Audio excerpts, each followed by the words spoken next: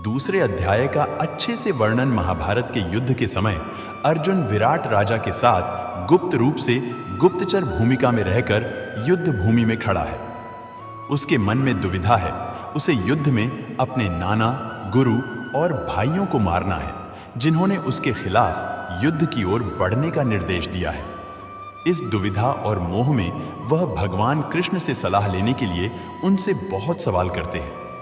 अर्जुन ने भगवान श्री कृष्ण से अपने अस्तित्व की महत्वपूर्णता और असली धर्म के विषय में बातचीत करने का आग्रह किया है। इस प्रस्थान में भगवान श्री कृष्ण अर्जुन को उसके सभी सवालों का उत्तर दिया। गीता का दूसरा अध्याय सांख्य योग भगवद गीता के महत्वपूर्ण अध्यायों में से एक है, जो आत्मा, धर्म और कर्म के महत्वपूर्ण सिद्धांतों को स्पष्ट रूप से प्रस्तुत करता है।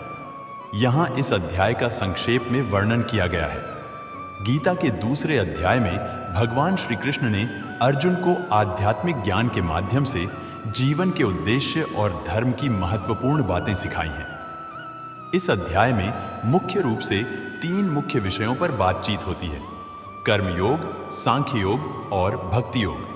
पहले भगवान ने कर्मयोग का उपदेश दिया है, जिसमें कहा गया है कि कर्मों को त्यागने की जरूरत नहीं है, बल्कि उन्हें सही दृष्टिकोण से करना चाहिए। यह आत्मा के उन्नति में सहारा प्रदान करता है और सामाजिक कर्तव्यों का निष्ठापूर्ण पालन करने का सुझाव देता है। यहाँ उन्होंने कहा है, कर्मण्येवाधिकारस्ते मा फलेषु कदाचन, अर्थात हमें कर्म में लगाव रखना चाहिए, परंतु हमें फल की आकांक्षा नहीं करनी चाहिए। कर्मयोग के अंतर्गत भगवान श्री कृष्ण ने साफ किया है कि कर्मों से बचना नहीं चाहिए, बल्कि उन्हें ईश्वर के प्रति समर्पित भाव से करना चाहिए।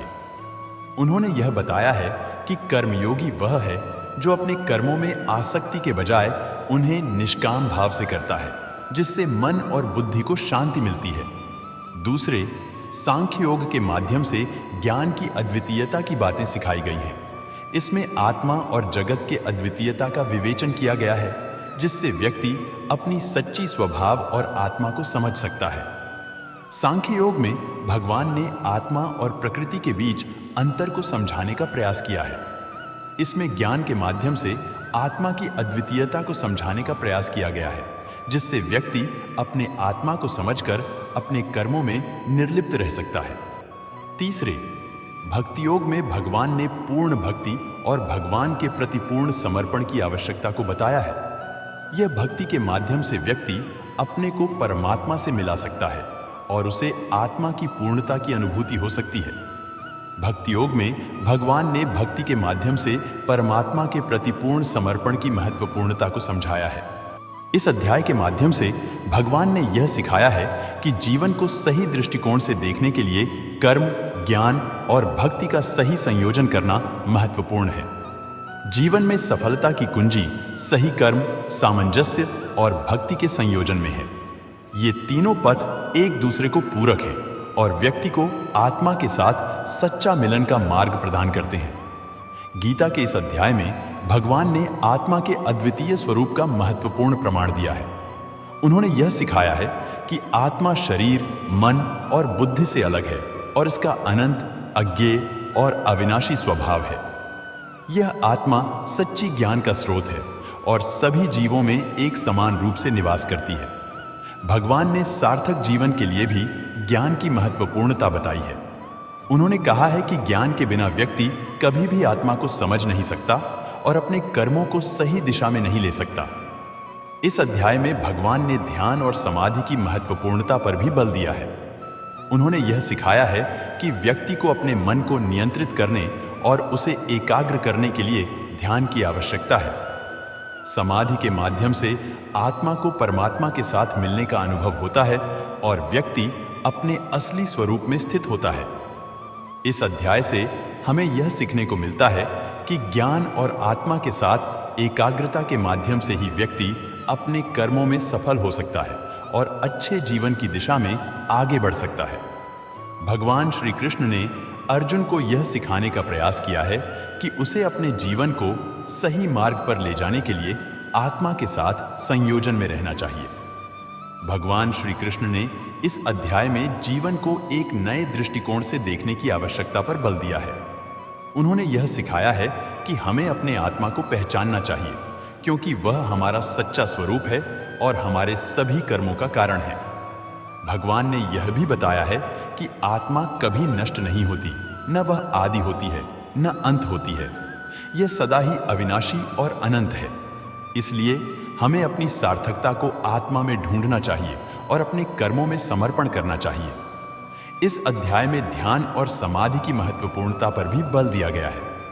ध्यान के माध्यम से मन को नियंत्रित करके हम आत्मा की ओर प्रवृत्त हो सकते हैं और समाधि के माध्यम से हम अपनी सच्ची आत्मिक स्वभाव में स्थित हो सकते हैं।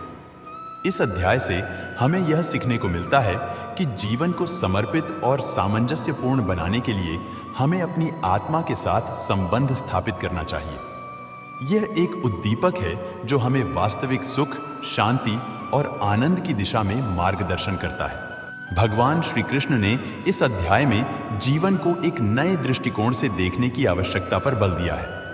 उन्होंने यह सिखाया है कि हमें अपने आत्मा को पहचानना चाहिए, क्योंकि वह हमारा सच्चा स्वरूप है और हमारे सभी कर्मों का कारण है।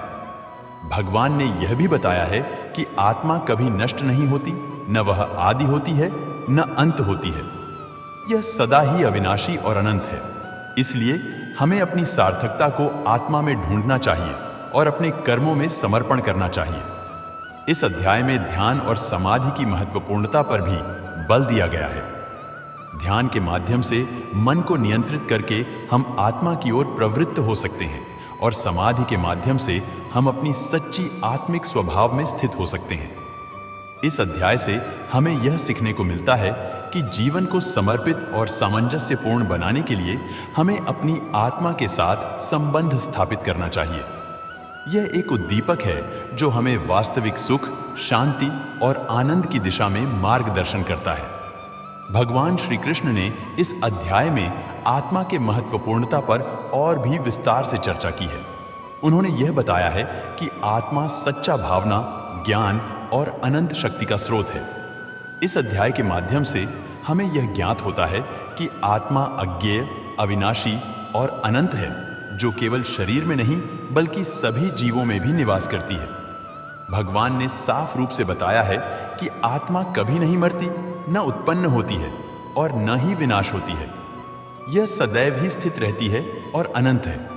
इसलिए हमें अपनी सच्ची स्वभाव में स्थित रहना चाहिए और उसे समझने का प्रयास करना चाहिए। इस अध्याय का सारांश है कि हमें अपने कर्मों को निर्बाध भाव से करना चाहिए और आत्मा की अनुभूति के माध्यम से अपने असली स्वरूप को पहचानना चाहिए। यह सिख हमें यह बताती है कि आत्मा हमारा अद्वितीय और अनंत स्वरूप है, जो सभी जीवों में समान रूप से निवास करता है। ध्यान और समाधि के माध्यम से ही हम इस अद्वितीयता को अनुभव कर सकते हैं और सच्चे आत्मिक विकास की दिशा में बढ़ सकते हैं। गीता का अगला अध्याय हम अगले वीडियो में लाएंगे, इसीलिए आप हमारे इस YouTube चैनल को सब्सक्राइब कर लीजिए, क्योंकि आगे आने वाले सभी वीडियो आप तक पहुंच पाए और आप गीता के सभी अध्याय सुन सके और अपने जीवन को गीता के सुनने मात्र से ही सफल बना पाए।